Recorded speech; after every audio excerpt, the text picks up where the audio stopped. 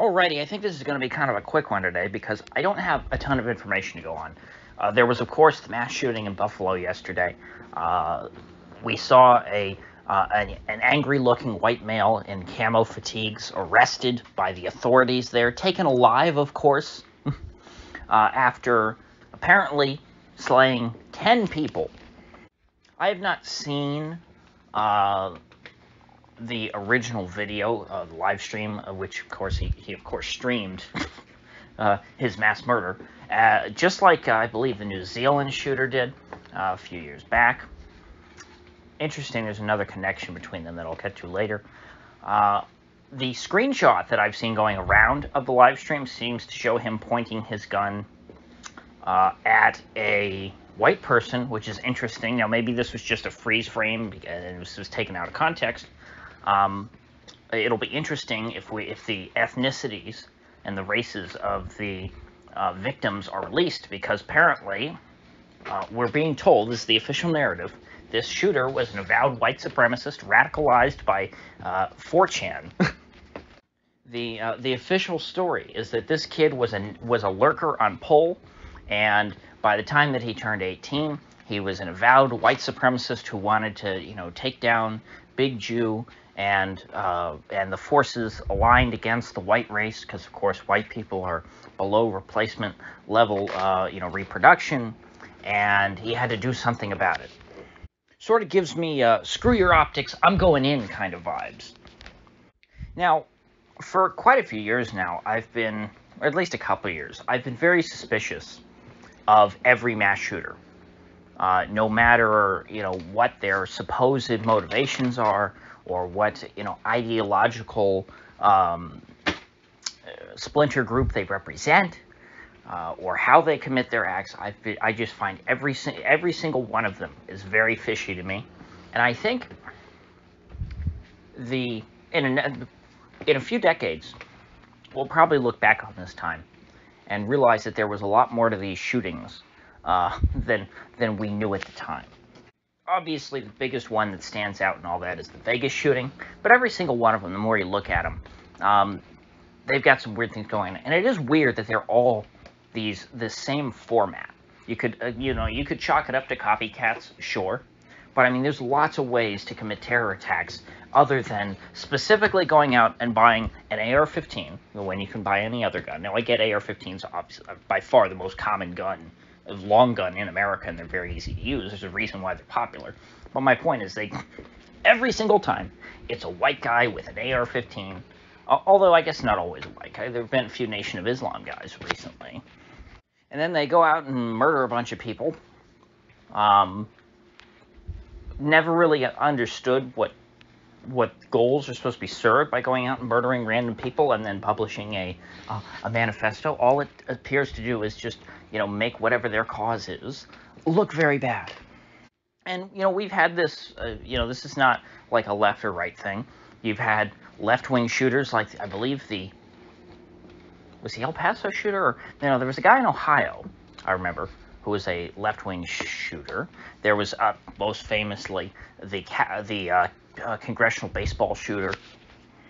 You, of course, have had, Islamic aligned shooters, which magically seemed to disappear a few years ago when the media stopped, caring about the war on terror. It's interesting how those things work out. And then you have supposedly right-wing shooters, like the guy who said, screw your optics, I'm going in, and then shot up a synagogue, and then this guy yesterday, who we're told is a right-winger, even though, apparently he also, in his manifesto, describes himself as like a far-left green nationalist or something like that. Your neo-Nazi types are always crazy greens, like who are, want to return to the earth somehow. Anti-industrial, agrarian types, I guess you could say.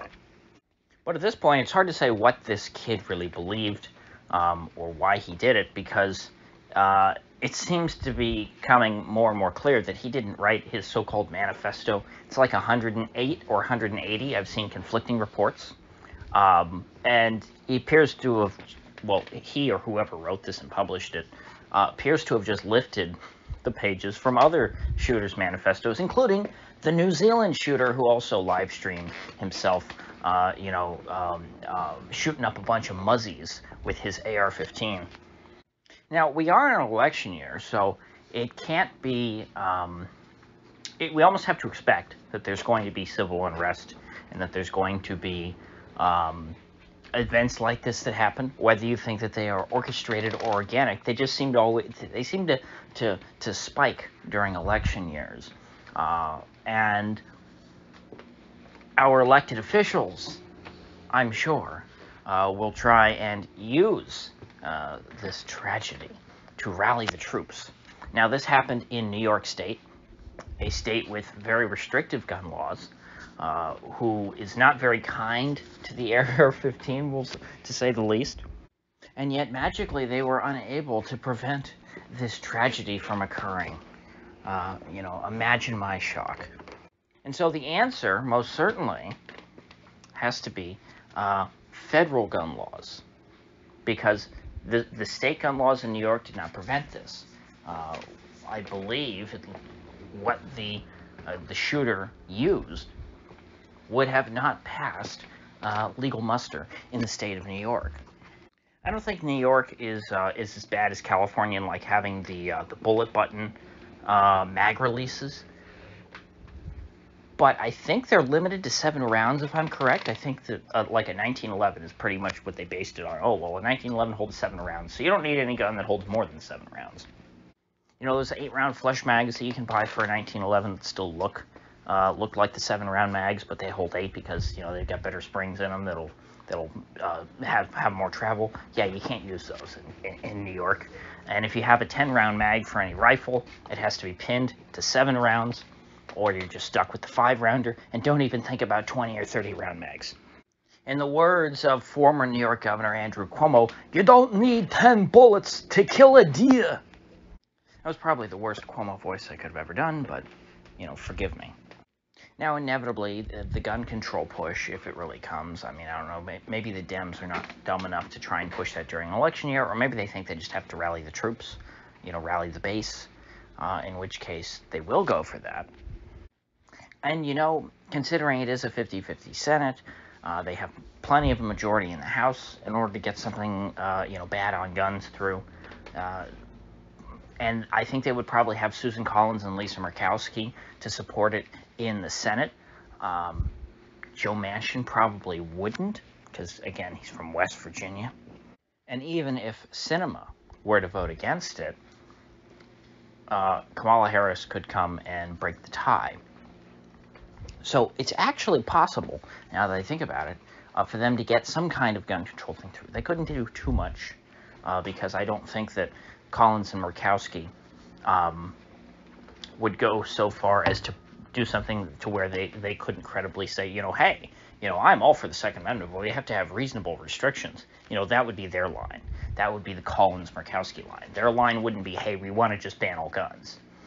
They can't go, they wouldn't go full Democrat in their rhetoric. And so, what they would try and do is essentially a national gun registry.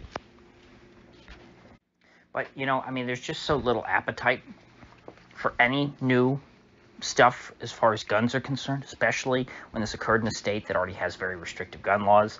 I don't see it going anywhere. I mean, if the Dems try and run on gun control when they're already not doing very well, they're only going to make their time in November that much more difficult. And so as for the shooter himself, who is he? What were his motives? Did he work alone? We don't know that now. And you certainly can't rely on the FBI to get to the bottom of it. So we probably won't ever know. I mean, if we never found out about the Vegas shooting, we're not going to find out about this guy or anybody else. Is it possible that he's totally organic and that he really meant it? I mean, sure. He could just be an idiot who, copied and pasted somebody else's manifesto for some reason because he was too lazy to write his own. Like, why put one out then? And he might have been genuine and said, yeah, I was totally radicalized by Poll, so please go take down their page. It also could just be a total, lazy psyop. And if this is a psyop, Um, if this whole manifesto was just written to make 4chan look bad,